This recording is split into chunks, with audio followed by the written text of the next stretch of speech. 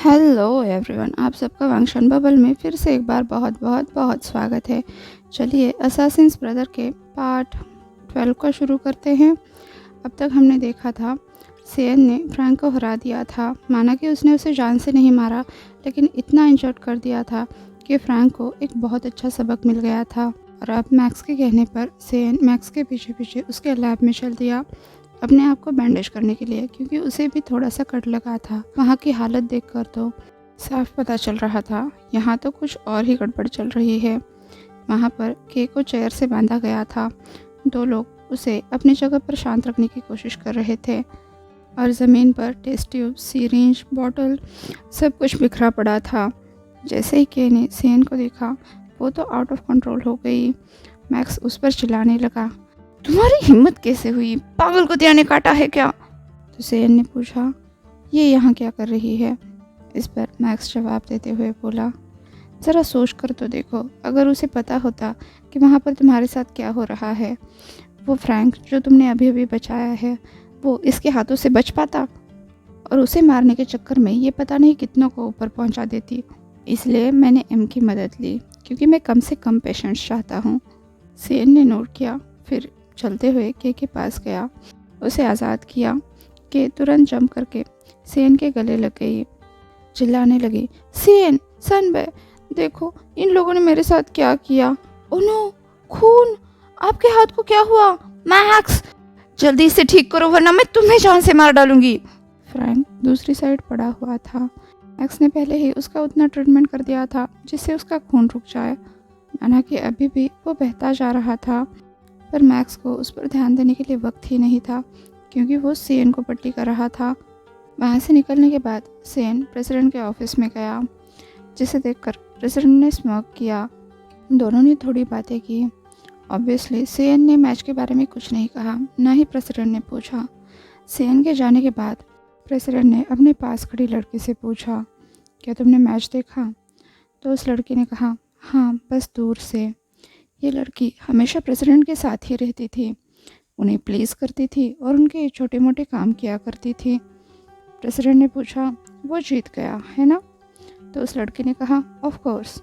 तो प्रेसिडेंट ने स्माइल करते हुए कहा, कामयाबी उसके कदम चूमती है और वो मेरे। आपने ईवो को बहुत मिस किया होगा, तो चलो अब उससे मिलते हैं।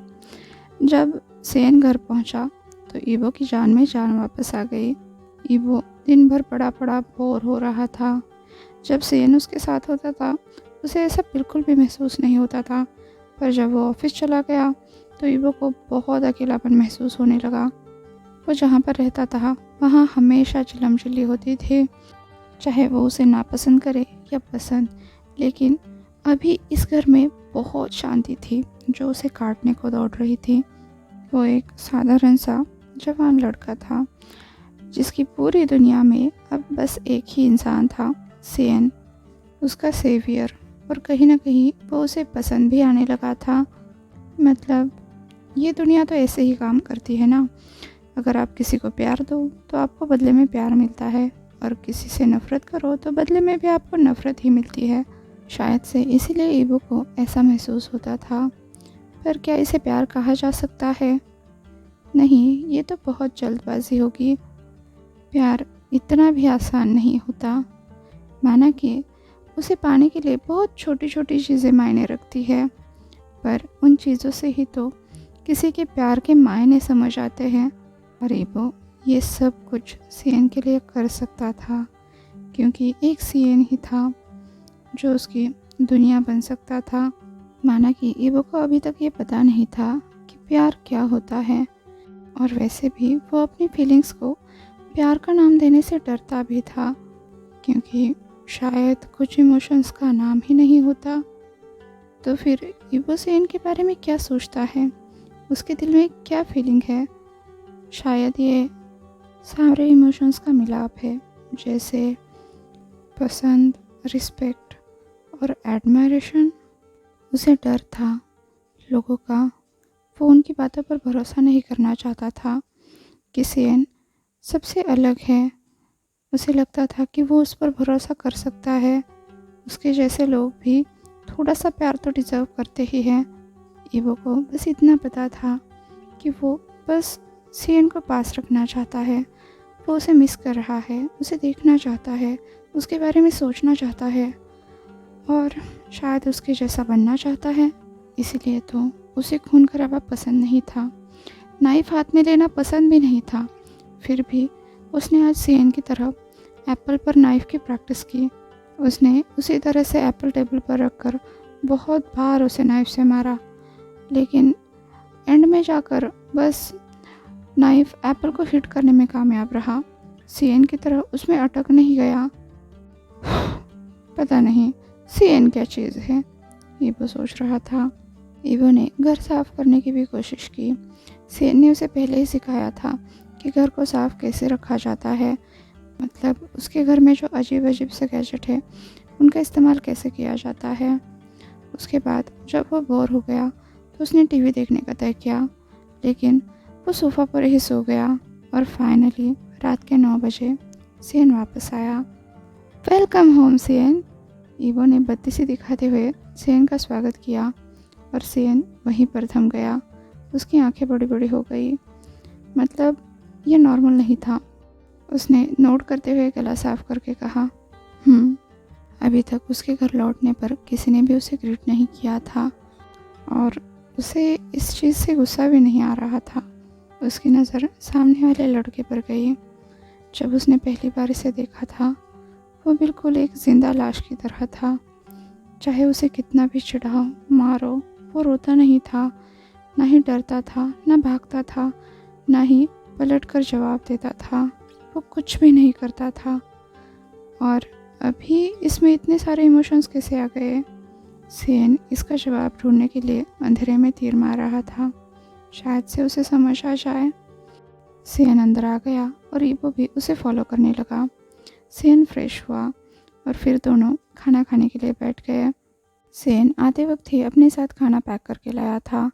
वो हमेशा ऐसा ही करता था, पर आज जबकि ईवो घर पर था इसलिए उसने जिस शॉप से वो खाना लेता है उन्हें दोपहर में घर पर फूड डिलीवरी करने के लिए कहा था। खाना खाते हुए ईवो ने सियन के हाथ पर बैंडेज नोटिस किया तो उसने पूछा, तुम्हारे हाथ को क्या हुआ सियन? सियन ने जवाब दिया, मैं बस एक पियक्कड़ से टकराया था। ईवो उस बैंडेज को गौर से देखने लगा तो सियन ने कहा, यह ज़्यादा बड़ा नहीं है, परेशान मत हो। तुम्हारा दिन कैसे बीता? तो ईवो ने कहा, कुछ नहीं, मैं बस बोर हो रहा था। तो सियन ने कहा, जल्दी तुम्हारी पढ़ाई शुरू हो जाएगी, उसके बाद तुम्हें बोर नहीं होगा। तो ईवो ने कहा, क्या तुम मुझे स्कूल भेज रहे हो? मैं स्कूल नहीं जाना चाहता। वो भीगी बिल्ली बन गया था, जिसे देखकर शायद सियन कुछ समझ गया तो उसने बस पूछा, क्यों? ईवो ने कहा, मैं नहीं जाना चाहता, वहाँ के लड़के अच्छे नहीं होते। सियन सोचने लगा, तुम्हारे साथ ऐसा क्यों है? क्या ये बस स्कूल फोबिया है जैसे बाकी बच्चों को होता है, या फिर इसके पीछे भी एक कहानी है? तो उसने बस पूछा, क्यों? अभी वो अपने खाने की तरफ देखते हुए बताने लगा, वो सब बहुत क्रूएल होते हैं, वो बाकियों को तंग करते हैं। सियन जैसा आदमी किसी से कुछ उगलवाना चाहता हो और वो नाकामयाब रहे, ऐसा कैसे हो सकता है? तो उसने ईवो को बातों में उलझाया रखा। वो बोला, नहीं, स्कूल के बच्चे तो अच्छे होते हैं, वो बुरे नहीं होते, तुम ऐसा कैसे कह सकते हो? तो ईवो आगे बताने लगा, वो होते हैं और वो बहुत बुरी बुरी चीज़ें करते हैं। उन्होंने मेरे दोस्त के साथ बहुत बुरा किया था।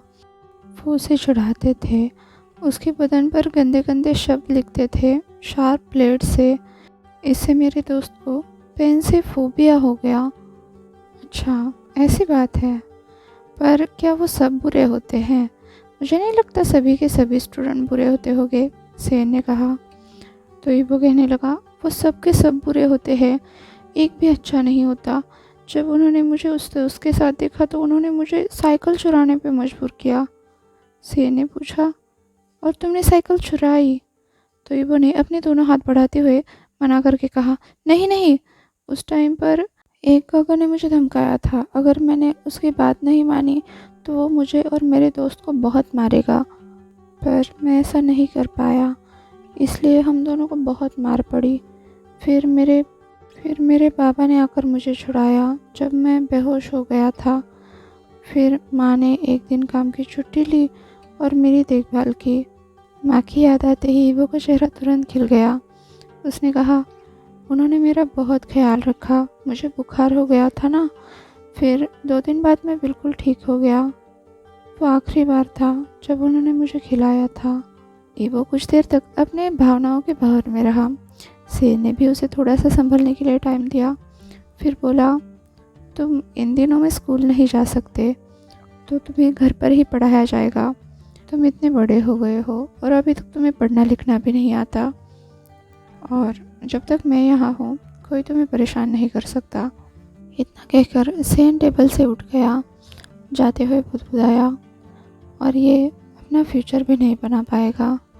पता नहीं क्यों उसने ऐसा बोला। थैंक यू सेन, ईवो ने कहा। खुशी के मारे उसकी आंखें भर आई थी। तभी सेन ने ईवो की तरफ देखकर पूछा, उन्होंने तुम्हें मारा, तुमने जवाब क्यों नहीं दिया? इस पर ईवो बोला, अगर मुझे दर्द होता है तो उनको भी होगा ना, और मैं नहीं चाहता किसी को मेरी वजह से दर्द हो। ईवो की इतनी सीधी सी बात सेन ने कभी इमेजिन ही नहीं की थी, पर उसे इतनी आसानी से इस बात पर भरोसा कैसा होता। वो सोचने लगा, अब ये बहाने बना रहा है।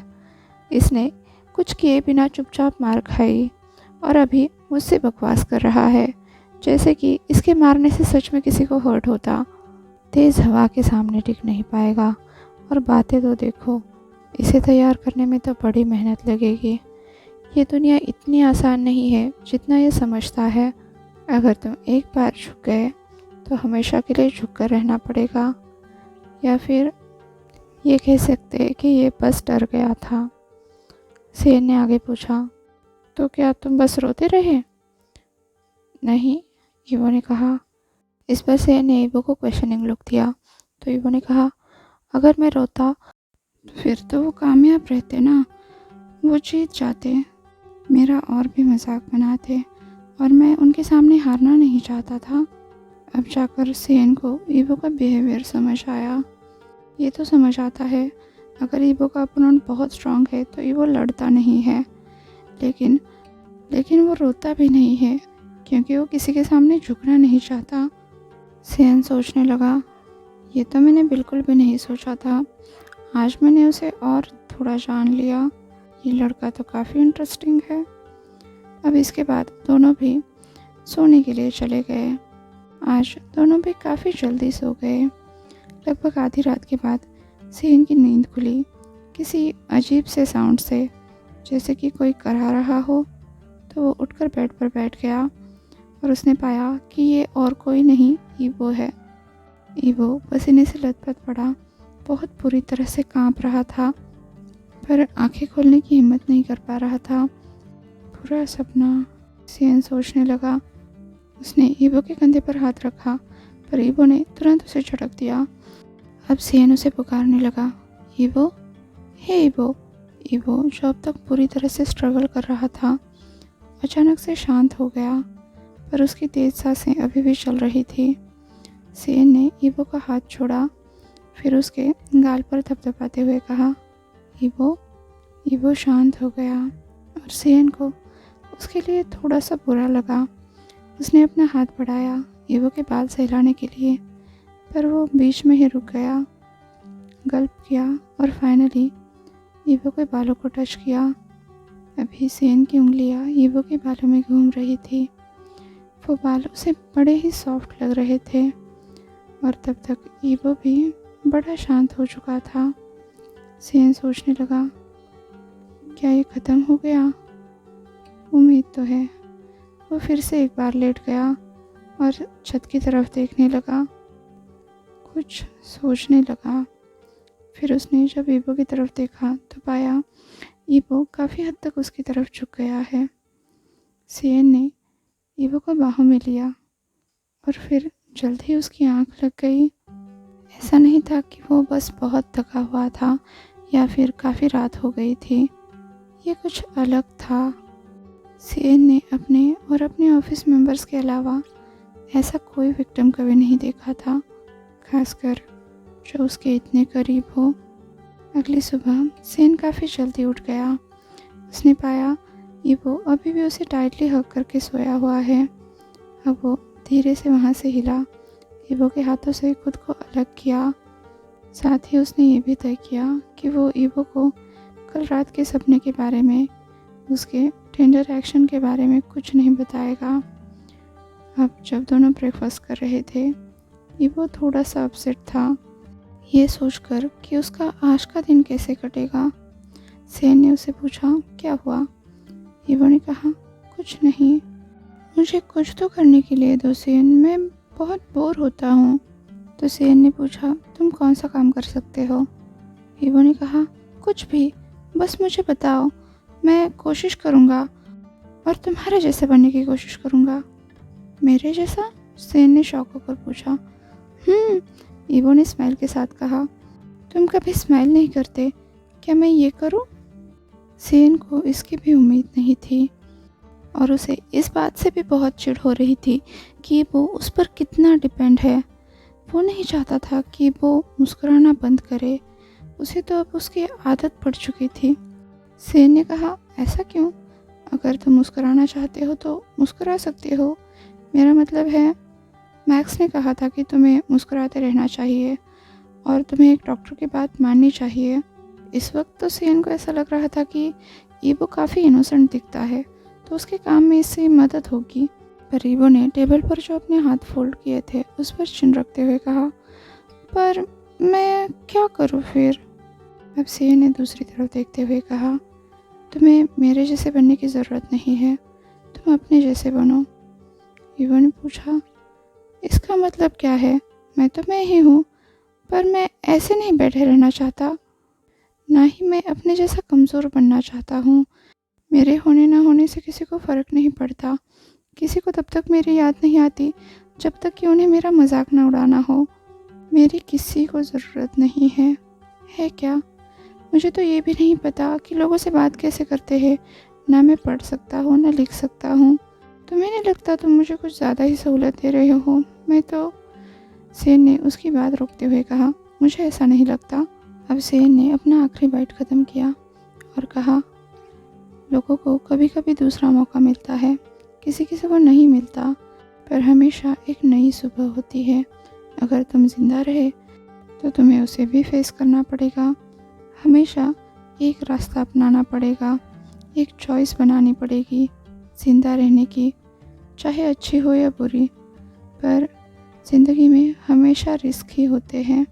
तुम कौन सा रिस्क ले रहे हो ये तुम्हारी चॉइस है और तुम्हारी चॉइस पर सवाल करने का किसी को कोई हक नहीं है। मुझे हमेशा ताकतवर बनने की, खुदगर्ज बनने की चॉइस करनी पड़ी, पर तुम्हारे पास अब तक चॉइस नहीं थी। पर तुम्हें भी एक मौका मिलेगा चॉइस करने का। जब मुझे तुम्हें चुनने का मौका मिला था तब मैंने तुम्हें इसलिए नहीं चुना था कि तुम कमज़ोर हो। कमज़ोर होना बुरी बात नहीं होता, हमेशा के लिए कमज़ोर रहना बुरा होता है। तुम इंसान हो, सोच समझ सकते हो, तुम खुद के लिए खुद का रास्ता चुन सकते हो। सेन सिंह की तरफ जाते हुए बोला, ज़िंदगी बहुत मुश्किल होती है, बेहतर होगा तुम खुद जिम्मेदार बनो, किसी और पर डिपेंड मत रहो। अगर तुम खुद को प्रूफ नहीं कर सके तो तुम्हें इस सोसाइटी में रहने का कोई हक नहीं है। इसका मतलब ये भी है कि तुम्हें मेरी कभी भी ज़रूरत नहीं थी, ना ही कभी होगी। तुम खुद से स्ट्रांग बन सकते हो। ईवो ने कभी ऐसे शब्दों के बारे में सोचा नहीं था, ना ही कभी सुना था। ये शब्द उसके दिलो दिमाग पर छप गए। ईवो सोचने लगा, जब मैं इसके पीछे पीछे आ रहा था, इसने ऐसा कुछ नहीं किया जैसे ये मुझ पर कोई उपकार कर रहा हो, मुझ पर दया कर रहा हो। इतना तो मैंने भी खुद के बारे में नहीं सोचा। इधर सेन ने याद किया कि कल रात को क्या हुआ था।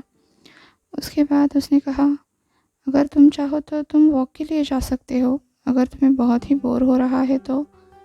ईवो ने पूछा, क्या मैं बाहर जा सकता हूँ? सेन ने कहा, क्यों नहीं, क्या तुम फ्रोज़न प्रिंसेस हो जो बाहर नहीं निकल सकते?